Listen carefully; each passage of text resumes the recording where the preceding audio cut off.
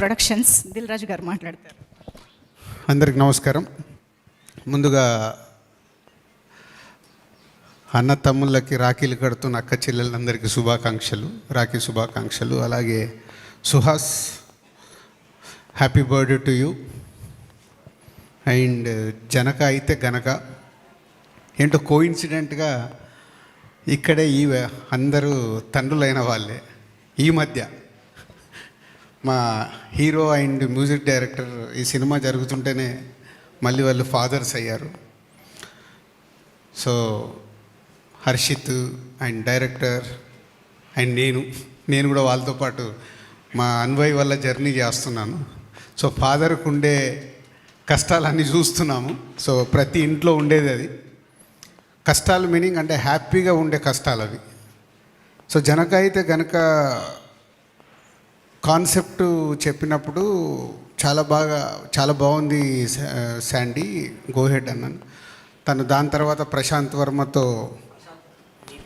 Prashanth నీల్తో work చేస్తున్నాడు. వెళ్ళి అక్కడ రైటర్గా జాయిన్ అయ్యాడు. ప్రశాంత్ వినడము, ప్రశాంత్ కూడా చాలా బాగుందని చెప్పి హర్షిత్ వాళ్ళు కంటిన్యూ అయ్యి స్క్రిప్ట్ చేశారు. అంటే ఈ స్క్రిప్ట్ అయిన తర్వాత కూడా సుహాస్ నీకంటే ముందు చాలామంది హీరోల దగ్గరికి ఇది స్క్రిప్ట్ వెళ్ళింది. విన్న వాళ్ళందరూ ఎక్సైట్ అవ్వడం, కానీ ఇది అమ్మో మేము చేస్తే ఎలా ఉంటుంది ఒక భయం. అలా 3-4 అయిపోయారు. శాండీ కూడా సరే ఏం చేద్దాం is busy with Prashanth Neel. సరే బలగం రిలీజ్ అయిన తర్వాత నేనే ఒకరోజు హర్షిత్ని శాండీని రండి అన్నాను. అని ఏంటి సార్, ఒక అబ్బాయి పేరు చెప్తాను, నాకు బలగం అయిన తర్వాత ఆ కాన్ఫిడెన్స్ ఈ కథ బాగా రీచ్ అవుద్ది అనిపిస్తుంది, చెప్తాను మీకు రీచ్ అవుద్దా అని అప్పుడు సుహాస్ గురించి చెప్పా. ఎందుకో అబ్బాయి చాలా ఈ కథలో ఉన్నట్ట మిడిల్ క్లాసు కుర్రాడిలాగా బాగా రీచ్ అవుతాడు అనిపిస్తుంది. సో అని ఇమ్మీడియట్లీ వీళ్ళు ఏం రియాక్ట్ అయ్యారో నాకు గుర్తులేదు, కానీ టైం తీసుకున్నావు కదా, ఇమ్మీడియట్గా వెళ్ళిపోయారు. ఓకే బాగుంటుంది సార్ అని. అంటే ఒక సినిమా కాన్ఫిడెన్స్.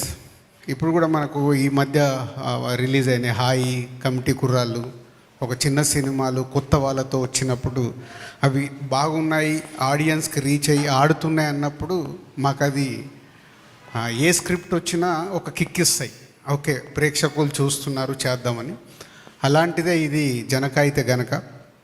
ఒక మిడిల్ క్లాస్ అబ్బాయి వాడికి వచ్చే మినిమం జీతంలో వాడు హ్యాపీగానే ఉన్నాడు, పెళ్లి చేసుకున్నాడు, కానీ పిల్లలు వద్దంటున్నాడు. ఏంట్రా నీ గోలా అంటే, మీకు తెలియదు నా వైఫ్ ప్రెగ్నెన్సీ అయిన దగ్గర నుంచి హాస్పిటల్ ఖర్చులు ఎంత అవుతాయో మీకు తెలుసా నాన్న, మీ జనరేషన్ వేరు మా జనరేషన్ వేరు, డెలివరీకి ఎంత ఖర్చు అవుతుంది, అలా అన్ని లెక్కలు చెప్పి ఫాదర్ని నానమ్మని అందరినీ చూప్ చేస్తుంటాడు. సో ఈరోజున్న జనరేషన్లో economy is very important, same time పిల్లలు ఇంపార్టెంటే, ఎమోషన్స్. ఆ ఎమోషన్స్ మధ్యలో శాండీ ఆల్మోస్ట్ తన పర్సనల్ లైఫ్లో జరిగిన ఇన్సిడెంట్స్ని జర్నీ చేసిన, ఇప్పుడు వీళ్ళందరూ కూడా పర్సనల్ లైఫ్లో కనెక్ట్ అయిపోయారు. విజయ్ కానీ, సుహాస్ కానీ, ఈవెన్ హర్షిత్ కానీ. సో జర్నీ చేసేటప్పుడు ఉండేదే దీన్ని హ్యూమరస్గా, సో థియేటర్ అంతా నవ్వేలాగా ఎలా చేయాలని మంచి కాన్సెప్టు, ఒక మిడిల్ క్లాస్ ఫ్యామిలీ, ఒక మిడిల్ క్లాస్ కుర్రాడి తీసుకొని చాలా బాగా చేశారు. ఫైనల్ చేసి మొన్నే సినిమా చూపించారు. సో తొందరలోనే మీకు రిలీజ్ డేట్ అనౌన్స్ చేసి ఒక మంచి సినిమా మళ్ళీ మీరు చూడబోతున్నారని ఒక నమ్మకంతో ఉన్నాం. ఇప్పుడు కమిటీ కుర్రాళ్ళు హాయ్ ఎలా అయితే ప్రేక్షకులు ఒక ఫ్రెష్గా ఫీల్ అయ్యారో, ఈ సినిమాని అంత ఫ్రెష్గా ఫీల్ అవుతారు విత్ హ్యూమర్, నాన్ స్టాప్ ఎంటర్టైన్మెంట్తో జరిగే సినిమా ఇది. ఇక సుహాస్ గురించి చెప్పక్కర్లేదు. అండ్ మలయాళీ అమ్మాయి అయినా వాళ్ళ వైఫ్ అండ్ హస్బెండ్గా పేరు చాలా క్యూట్గా, ఏదున్నా అమ్మాయి ఒకటే డైలాగ్ ఏంటి అని అంటే, మా ఆయన చూసుకుంటారులే అంటే అంత కాన్ఫిడెన్స్ హస్బెండ్ మీద. పిల్లలు వద్దన్నా ఓకే అంటది, ఏదన్నా ఓకే అంటది, అంత క్యూట్గా చేసింది అమ్మాయి. అండ్ సుహాస్ ఒక మిడిల్ క్లాస్ కుర్రాడు ఎలా ఉండాలో అలాగే ఉంటాడు. తన ప్రీవియస్ సినిమాలు కూడా మనం చూసాం. ఈ సినిమాలో కూడా మీరు చూస్తే ఇప్పుడు సాంగ్ చూసినా, టీజర్ చూసినా చాలా ఒక మిడిల్ క్లాస్ కుర్రాడిలాగా కనిపిస్తాడు. సో గుడ్ సెట్తో వస్తున్న ఈ సినిమా తొందరలో మీ ముందుకు వస్తుంది. సో ఈరోజు సాంగ్ స్పెషల్.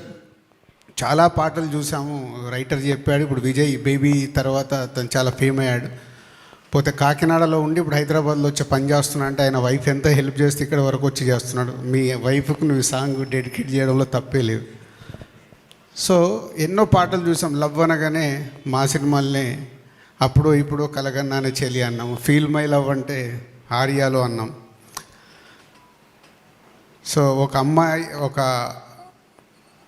ఆడవాళ్ళ గురించి చెప్పడానికి పవిత్ర బంధంలో కారేసు దాసి అని ఒక అద్భుతంగా చెప్పారు. కానీ వైఫ్ గురించి అద్భుతంగా చెప్పే అవకాశాలు ఎవరికి రాలేదేమో, అది శాండీకి దొరికింది.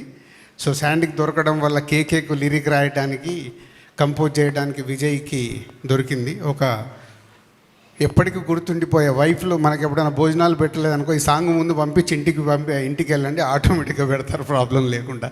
అంటే వాళ్ళు మనకి ఇచ్చేది ఎంతో ఉంటుంది. మనం బయటికి వెళ్ళేటప్పటికీ వాళ్ళకు 100 ఫ్రస్ట్రేషన్స్ ఉంటాయి.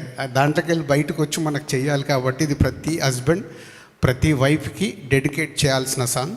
ఈ సాంగ్ చాలా బాగా రీచ్ అవుతుందని, మంచి మెలోడీతో ఉన్న సాంగ్ బాగా రీచ్ అవుతుందని నమ్ముతున్నాం. తొందరలోనే రిలీజ్ డేట్ ఇచ్చేసి ఒక మంచి సినిమాతో జనక అయితే గనక టీం మీ ముందుకు వస్తుంది. Thank you. Thank you so much Raju garu. So yes, ఇప్పుడు